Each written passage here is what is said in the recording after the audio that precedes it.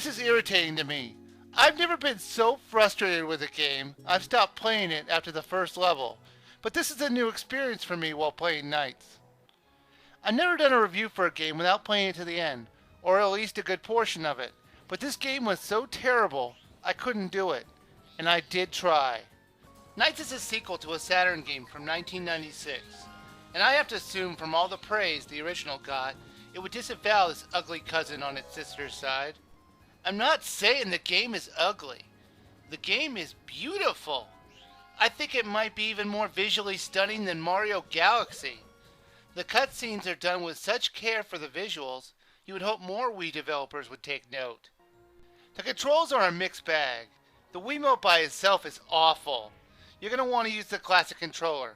At least then you'll have some sense of control. The story takes place in two children's dreams, William and Helen. You could choose in the beginning which dream to go into. The storylines were different, but the objectives were the same. The cutscenes are not skippable, and that's a major problem since there's so many of them. There are often brief pauses in between the cutscenes and the action. By brief, I mean you can walk 2 steps and trigger another cutscene. The dialogue for the cutscenes were terrible. So how about it? Want to duelize with me and try your hand at flying around? Go over and touch Knights. But that is, of course, if you're interested in that sort of thing. No thanks, Creepy Al. I think I'm just gonna go home now. You can touch Knights all you want. The game at times turns into a $50 game of tag. They give you some bullshit time limit to tag another enemy, then get back to the start of the level and do it again. The rings, while not necessary to go through, refill your boost power, so you're gonna want to fly through them. You can fly up and down the screen, but don't be fooled, the game is on rails, and you have very little freedom.